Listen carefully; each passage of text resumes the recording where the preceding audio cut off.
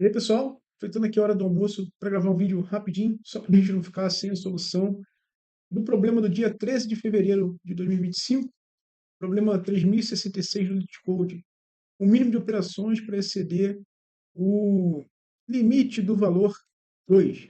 Tá? Esse problema diz, pessoal, ele dá para a gente um array de números, né, não ordenado, importante a gente ficar esperto com isso. E em uma operação, você vai pegar os dois menores elementos desse array nonce, vai criar um novo número, que é o mínimo entre esses dois elementos, vezes 2, mais o máximo entre esses dois elementos. Eles chamam esses elementos de x e y, né? Então você vai pegar o mínimo entre x e y, multiplicar por 2, e vai somar esse valor, o máximo entre x e y, e vai colocar esse elemento de volta no array. Tá? E aí ele tem uma nota aqui que a gente pode aplicar essa operação até que até que o array tenha pelo menos dois elementos. Se tiver um elemento só, você não vai ter como executar essa operação. E ele quer que a gente retorne o mínimo de operações necessárias para que todos os elementos do array, depois de executar esse monte de operação, seja maior ou igual ao número k que ele também fornece. Tá? Então, aqui no exemplo, ele dá um array 2, 11, 10, 1, 3, 1k igual a 10. Eu podia dar na ordem para facilitar a gente, né? Mas na primeira operação, ele vai pegar esse 1 e esse 2 e vai gerar um novo número, né? Que é o máximo entre. Opa, cadê? 1 e 2. Ah, tá aqui.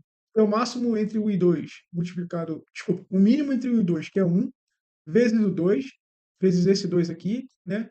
Mais o máximo entre 1 e 2, que é 2, para gerar um número novo, que vai ser o 3, 4, desculpa, vai ser o 4, esse 4 aqui, e vai repetir a operação. Vai pegar 4, 3, vai pegar o mínimo entre os dois, multiplicar por 2 e somar com 4, que vai gerar um número novo que é um 10. Né? E vai repetindo até que todo mundo vai ser maior ou igual a 10. No caso aqui, né, vai ficar 10, 11, 10, todo mundo é maior ou igual a 10, vai parar por aqui e a resposta vai ser duas operações. Aqui é algo semelhante, no final vai sobrar só um 33 e vai parar por aqui. Tá? E aí, exceções. É que a gente pode ter até 2 vezes 10 x 5 elementos. Isso aqui já nos indica que não adianta tentar fazer uma força bruta, né? Um ADN ao quadrado não vai passar. E aí, os números vão até 10 a 9, vão de 1 até 10 a 9. Não vai ter nenhuma pegadinha do tipo, tem um zero aqui, vai ficar multiplicando por zero e vai dar problema, né? Pelo menos um a gente tem. E a entrada gerada é de maneira que sempre tem uma resposta. Ou seja, depois de uma sequência de operações, sempre vai ter um número maior ou igual a k. Eu vou até ajeitar a minha solução, porque eu estava contando que esse array aqui sozinho poderia ser gerado e não ter uma solução válida. Tá? Acho que dá para a gente ajeitar aqui enquanto a gente discute a solução. Vamos ver como é que a gente pode abordar esse problema, pessoal. Pessoal, isso aqui é um problema com muita cara de fila de prioridade. Tá? O que é a fila de prioridade, pessoal? Fila de prioridade, no Python e em outras linguagens, né, na verdade é um conceito geral, mas aí eu vou falar um pouco da implementação no Python. É uma estrutura de dados que, por exemplo, você tem aqui um array, né, com valores arbitrários. Eu não vou botar muitos elementos não, que depois eu vou ter que ordenar aqui na mão, né? Mas imagina que a gente tem aqui 1, 4, 10 e 5, tá? E aí, quando a gente transforma um array comum em fila de prioridade, ele garante que o primeiro elemento sempre vai ser o menor de todos. Então você vai ter operações para botar um elemento e tirar da fila de prioridade. Toda vez que você tira ou coloca alguém, ele vai recalcular isso aqui e vai garantir que o primeiro elemento é o menor. Tá? Então quer dizer que o segundo elemento é o segundo menor? Não. A garantia que ele dá é que o primeiro elemento é o menor. Então você tem que tomar um pouquinho de cuidado na hora de usar essa estrutura em Python. Tá? Então imagina que a gente tem aqui esse estado, né? A gente vai dar um pop nessa lista, e aí eu vou mostrar como é que a gente faz isso em Python. Provavelmente isso aqui vai ficar com a seguinte cara. O 4 é o menor, né? Deixa eu botar aqui um cara maior, 14, tá? Para poder exemplificar o que eu quero dizer. Tem 1, 14, 10 e 5. Na hora que você dá um pop, vai sair esse 1, tá? Então você vai ter esse 1 aqui, que era o menor cara, como retorno dessa função. Ele vai reorganizar isso aqui de forma que pode ficar assim, ó. 5, 14, 10. Também pode ficar 5, 10, 14, não importa. A única garantia é que o primeiro item vai ser o menor. Então, você poderia, por exemplo, usar o pop duas vezes, né? Primeiro pop, a gente vai botar aqui na variável x, que é o nome que ele deu. O segundo pop, a gente vai botar na variável y. Eu botei na ordem contrária, eu sei, mas o y aqui vai ser o 5, por exemplo, tá? E aí a gente faz a conta que o problema pede, tá? Então, aqui, depois que você der o segundo pop, a gente vai ter, opa, 10 e 14, vai ficar algo com essa cara, e a gente vai fazer aquela continha, né? O menor entre os dois, o menor entre 1 e 5 vezes 2, mais o maior entre os dois, que é 5. Então, essa continha vai dar 7. Então, quando a gente tiver esse 7 aqui, a gente vai fazer, ó, só botar aqui, né? A gente teve dois pops aqui, pop pop, e chegou nesse estado, né? E aí o próximo estado vai ser, depois que a gente calculou esse 7, a gente vai dar um push e vai colocar esse 7 de volta aqui na fila de prioridade. Vai ficar 7, 10, 14, 7, 14, 10, não importa. O importante é que o primeiro cara é sempre o menor, tá? Então, repara que com isso. Ah, tá. E eu não falei uma coisa importante, tá? Essas operações de busca e de retirada do elemento, ele vai fazer. O busca vai fazer até em uma de um, né? Mas a inserção, né, esse rebalanceamento aqui, ele vai fazer em tempo de execução de log de n, porque é uma estrutura que provavelmente usa uma árvore por trás dos panos, tá? Então a gente sabe que inserção em árvore balanceada aqui é log de n, então a gente pode contar com isso aqui. Pode abrir o artigo aí de complexidade do RIPQ, né? É RIPQ o nome dessa implementação da fila de prioridade em Python, tá? E vocês vão ver aí qual é a complexidade, tá? Então, a gente conseguindo fazer essas inserções aqui de forma eficiente, a gente consegue resolver nosso problema. Isso aqui talvez seja o problema mais didático de fila de prioridade que eu já vi no LeetCode, tá? Aí, uma coisinha para a gente melhorar nossa performance, né? Ele manda gerar esse número novo com essa formuleta aqui, ó, que tem um mínimo entre xy e máximo de xy, né? Mas repara que quando a gente dá o primeiro pop para poder preencher o x, a gente já vai garantir que esse cara é menor ou igual ao segundo pop que eu vou dar, né? Lembra, quando eu der o pop e for tirar esse cara da fila de prioridade, ele vai me retornar o menor cara.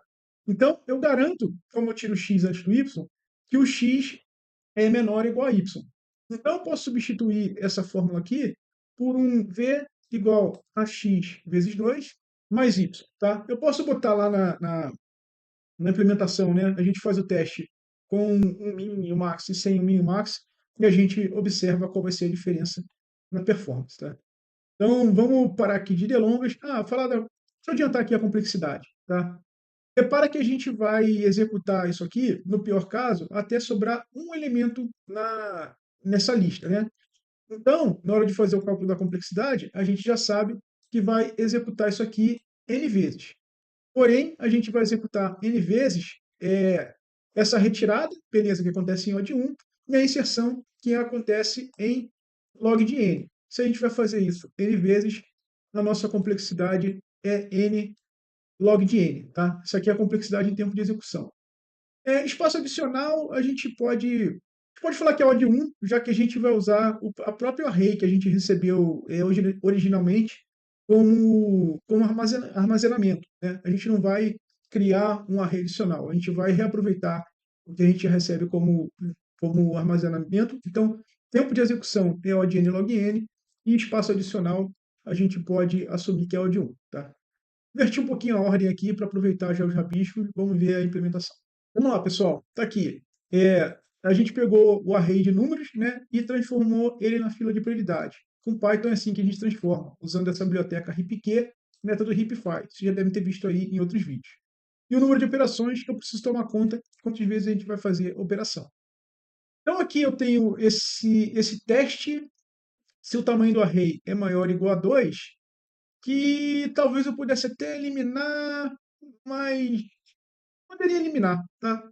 Se a descrição do problema está certa, eu posso eliminar. Se não der certo, a gente volta com ele, tá? Então, eu estou botando aqui um while true. Estou tirando da pilha o menor elemento, que é o x.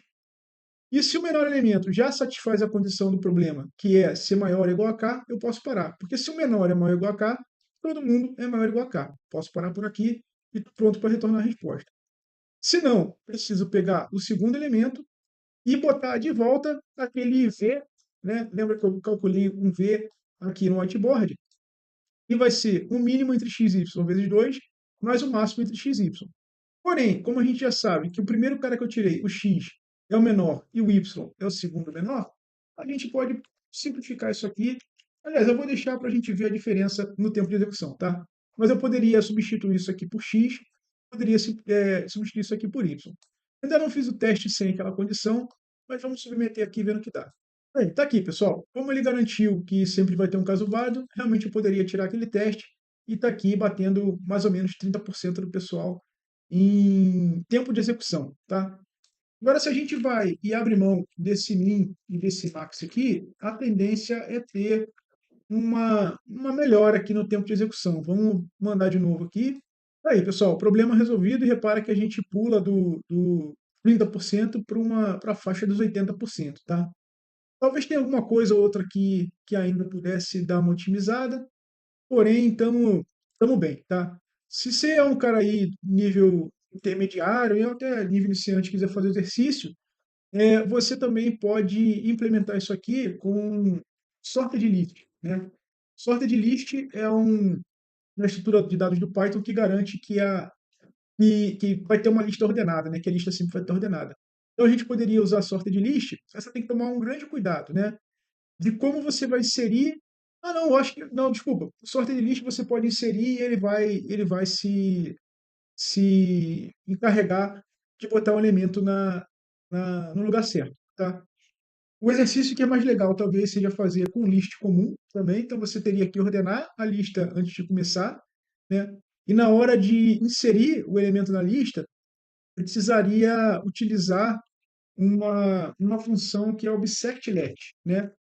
Então, assim, o que esse cara faz? Se você tiver uma lista ordenada, você chama esse método e ele fala aonde você, em qual índice você pode inserir esse elemento mantendo a lista ordenada.